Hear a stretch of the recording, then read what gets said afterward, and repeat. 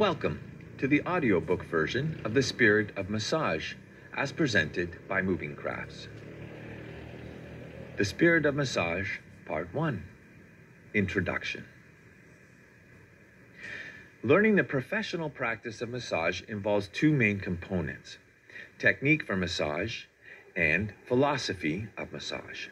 Now, technique is what is taught in the videos for the courses by Moving Crafts and through the material that accompanies them. The main purpose of these three books that comprise the Spirit of Massage series is to focus on the philosophies that surround massage as a general topic, and this is important. We very often speak about ideas such as energy or presence, but these can be ambiguous concepts. These are intangible ideas that can be challenging to really put into practice. In these books, ideas such as presence, safe space, etc., they are put into the context of the massage experience for the giver and the receiver both. Through this discussion, we hope to offer some clarity and suggestions for connecting to these concepts in a meaningful way. This is particularly important because of the nature of massage. For convenience, we speak of massage as though it were one thing, but in reality, it can be so many different things, and techniques vary tremendously. While some styles focus on the material aspects of muscle tissue and fiber, others are rooted in a much more spiritual history, and their intent is to work on non-physical aspects of being as well. These are discussed in more detail in each course as it applies. However, the discussion in the Spirit of Massage will help the student practitioner to bring philosophy into the reality of massage in general. In this first book, we identify key aspects of massage where ideas such as presence, etc., connect with the practice of massage and lay a groundwork for thinking about them. In the second book, we discuss ways the practitioner can work on these concepts within themselves between massages. We do things to improve our technique, we practice, etc., and we can do things to make a stronger connection with the intangible concepts that support our craft as part of what we do. In the third book, we discuss how these ideas can be approached when the client is present, before, during, and after massage. There are any number of situations we may face in working with others. We do not control who comes through that door. We can prepare and use techniques to put us in the right energy to receive whomever it is and offer them the best we can. The craft of massage can be developed continually over a lifetime. This is the reality of our work. Reaching further into that space that surrounds our work and making a stronger and stronger connection, it makes us humble, it makes us strong, and it elevates what we do beyond ourselves. This is what turns our craft into true traditional medicine. Topic 1. Presence of the giver. One idea that is repeated often throughout Moving Crafts is the notion that there are a number of intangible concepts that surround the idea of massage that are very important. In fact, a professional or a master of massage is someone who is familiar not just with technique, but with these intangible concepts to the point that they have rituals and practices in their lives that focus on them specifically. Through these practices, a higher set of skills can develop. Now, what do these higher skills do? Well, they are the skills that the giver or the masseuse uses to create a truly safe space in which a massage can occur. This involves self-caring and self-directed activities that enhance our ability to, in turn, direct similar energy toward our clients. A safe space is emotionally safe, consciously safe, and the intangible sense of trust and safety is immediately felt by the receiver whenever they enter the room, whether they are conscious of it or not. This is the goal of the giver even before the massage begins. A massage requires the receiver to allow themselves to be put in a very vulnerable position. Therefore, if the massage is to be successful, there must be a high element of trust between the receiver and the giver. This must be authentic. Otherwise, they will not relax and they will not authentically receive the benefits. The main source of this safety is the presence of the giver. When we speak of the presence of the giver, we are talking about the quality of the energy they bring to the room and the creation of safe space for the client. We all know what it is to feel calmed by the energy of another person, or perhaps the opposite, what it is to feel uncomfortable around a particular person, even if we can't say exactly why. It is the sum total of what the energy from that person projects, their emotional state, their mindset toward us and their work, and perhaps other things we don't see, such as their relationship to their own stress. We receive this on an intuitive level, and it gives us information about whether or not we can be vulnerable in their presence. These are the things that create our presence and the energy that we bring to a situation. And if we wish to be a successful masseuse, meaning we are able to create a safe space in which others feel safe to be vulnerable, we must have some skills within our own self that allow us to create such a space authentically. And before we can create it outwardly for others, we must be able to create it within our own self for ourselves. Now, perhaps by now, within your own experience, you have encountered the trap of trying to create such a safe space without fully having the power of authenticity. We are, after all, talking about creating the concept of creating an inner sense of peace and projecting it outward. Now, that is a concept that gets discussed and explored and perhaps exploited quite a lot. It has many representations in many schools of thought and many forms of body movement as well. It's a popular concept for good reason.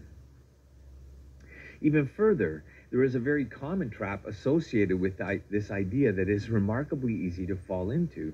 The idea of having this near perfect state that we project of inner peace. It sounds very nice. But the truth is, it's a lot more work than many people would have you believe. Further, it might not even be wise to think about achieving this blissful state as being the goal, so much as the concept should be one of developing skills to constantly work toward it, to cope with the natural stressors and tensions and negative emotions, etc., that do make up our daily lives. We must always be wary of the trap of appearance and the desire to be seen as being in this blissful state, as if all we need to do is to convince others and then it is true. This is the classic game of the ego self.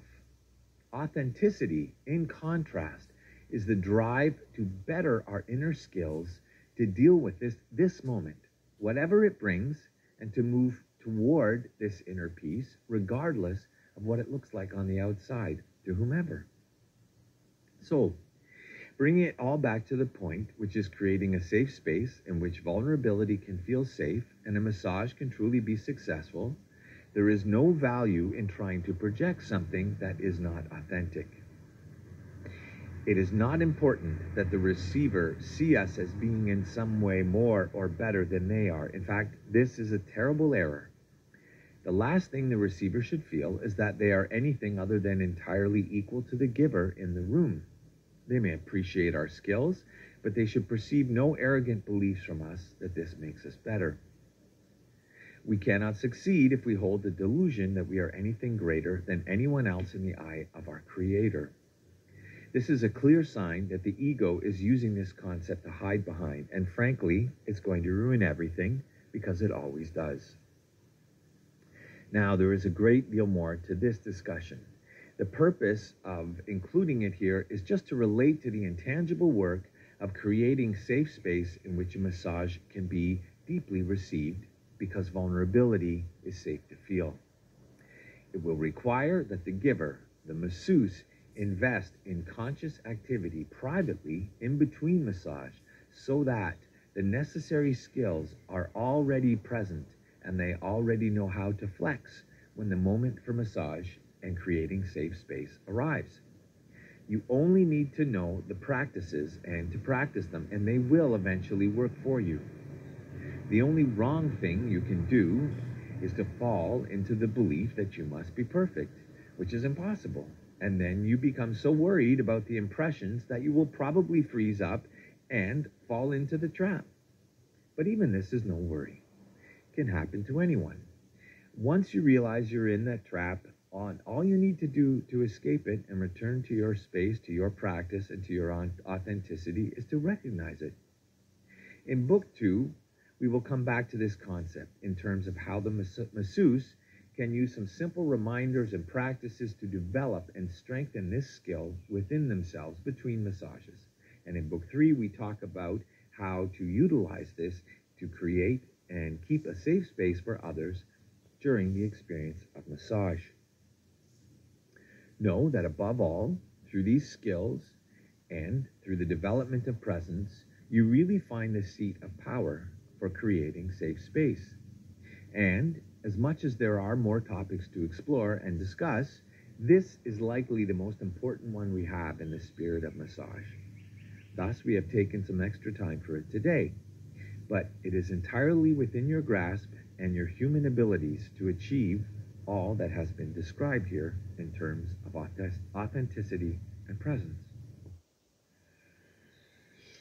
Presence of the receiver.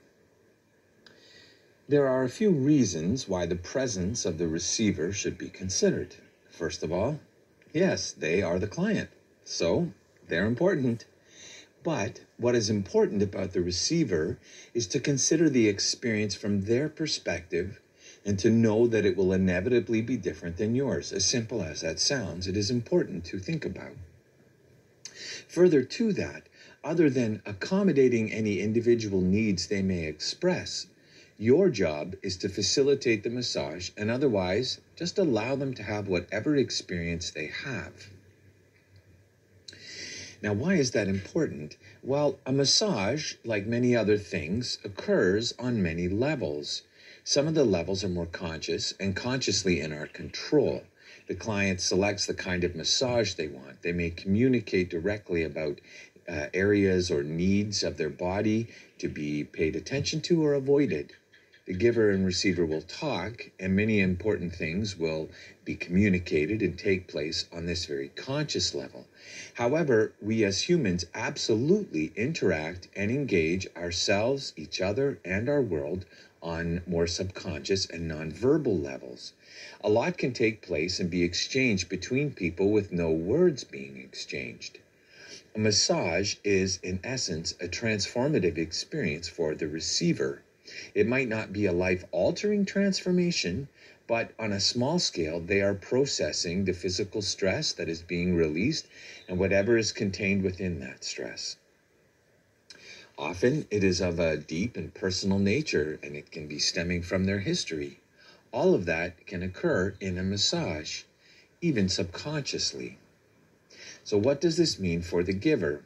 In a sense, nothing other than a reminder to be aware.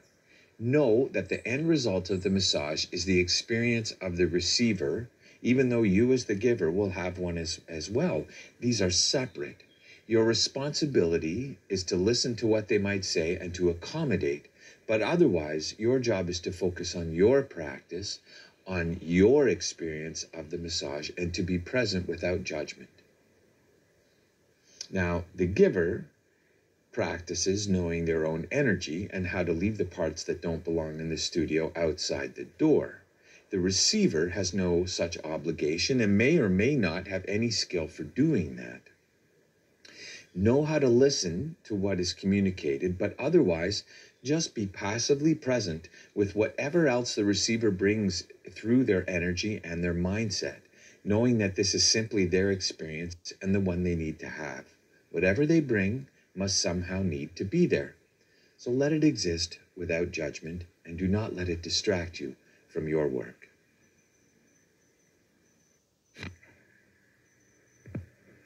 Understanding the origins of tension. One of the main tasks we have in a massage can be generally described as helping the receiver to release the tension they are holding on to physically. We all know the experience of holding on to stress and having it create muscle pain, or even having pain creep upon us without our really making the connection to the immediate stress we have or have been carrying, or to the things we are thinking about from our past. Stress has many origins. Some are immediate, some are historical, some are mostly physical, some the product of emotional stress. It is not relevant to make decisions for the receiver as to where their stress comes from. And a masseuse is not a personal counselor and should not presume to delve into the psychology of a receiver's experience. This is not part of a massage. We know this. Interestingly enough, however, people who dedicate themselves to massage to a level of mastery often find that as they progress, their awareness of the stress of others can take on new meaning on intuitive levels. You may well end up feeling as though you are perceiving a great deal about a person without even trying to. It may just come to you. The thing is, in such cases, the giver is still not in a position to change their role. They are under no obligation to suddenly confront or ask questions based on what they think they are perceiving. It is nothing more than a potential distraction. Know in advance that stress can have this impact on you through your intuition. The job is still to be present, listening to what the body tells you, and to focus on the massage the client has asked you to give. But the experience of other stress does take on new meaning, and you will need to cleanse yourself of it consciously when the massage is complete. Cultivating tolerance. Many of the topics we cover in the spirit of massage have meaning far beyond the world of massage. The goal in this first book is just to give them meaning within that context. It is fair to assume that most people who enter this field are generally tolerant of others. But massage is a different context. And the truth is, even those of us who identify as tolerant, we have our limitations and our faults and our judgments. There are some things that others can project into the world that is naturally averse, and we may respond to them in this way subconsciously. The issue of tolerance is something that only comes up when we are experiencing something that challenges our tolerance. I mean, it's easy to be tolerant of things that we like or don't bother us. What we as practitioners need to focus on in terms of skill development is how to be present with the things that we might actually find a little bit repulsive or very repulsive. Some bodies are not healthy. Some have natural reactions to the stimulation of massage that can be a little difficult. For example, passing gas or showing signs of arousal. For a male, getting an erection. These are things that can happen without a psychological connection, but just simply in response to relaxing and having your nerves stimulated through massage. Many bodies are not beautiful to gaze upon, and they may give us a reaction. Some produce unpleasant odors of their own. But many of the repulsive things that are actually the product of poor health on some level or a poor relationship to someone's body, and they might be a sign that massage is exactly what they need, which makes it really inappropriate, if you think about it, for us to be stuck in a place of judgment. So we have to develop skills for the really sticky points. In the same way that a giver cultivates a space in which the receiver is emotionally safe, they also must cultivate a space that is free of judgment of others' bodies or of what happens in that space. This comes with practice in cultivating a state of preparedness, since you may not know who, in terms of body, will come through the door next. Now, in other times, it's quite possible to have someone come in and seem to almost freeze up or seem to get very quiet. They may state that they are fine and ready to proceed when asked, but your intuition may still sense something to be cautious about in their silence. Keep in mind, the world is not always a beautiful and safe place, even if your studio is. So people have their histories, and many of them include forms of abuse or perhaps abusive touching. It is not your job ever. This means if they say they're fine and ready to proceed, you can just take them at their word. Let them be the authority of their experience. But if you sense some discomfort, inquire, is this touch okay? But do it in a nonchalant, friendly way and just accept their answer as your guide. A great deal of your success in this space relies on being emotionally neutral.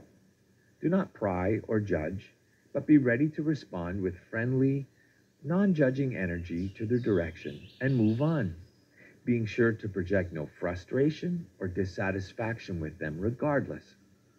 It's simply not your place to do so. We never know what experiences have come before, so we must be ready to accept responses to this vulnerable state and accept what is said on the client's part without judgment and without making them feel as though they have inconvenienced us in some way. Another not uncommon experience is to encounter someone who suddenly gets nervous and perhaps feels the need to start chatting about irrelevant things just as the massage is beginning, and they seem to have a very difficult time stopping.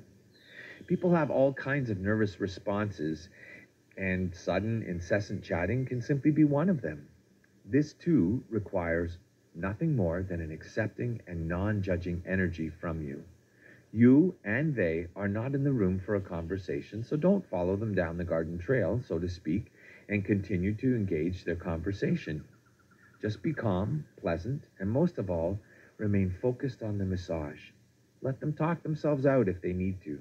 It is the same energy on your part for all occasions, one that is accepting, friendly, non-judging, and unattached to whatever emotion the client is experiencing, as you are simply remaining focused on your task. Confidentiality. A massage takes place in a safe space, which also means that everything that is said, seen, and experienced within that space must remain private and confidential. It seems an intuitive thing, but it is something always worth stating clearly to your clients. You may work in a location that has a confidentiality policy of its own. If you work on your own, you may want to develop one from examples you will find online. Clients should feel like, as soon as they enter the studio for their massage, everything is now taking place in private, including things they share verbally or any experiences you or they have of their body during that time. They should receive the message with words, but it should, in other words, they should really believe it. Without that, it is almost impossible for them to achieve the relaxed state in which a good massage can occur.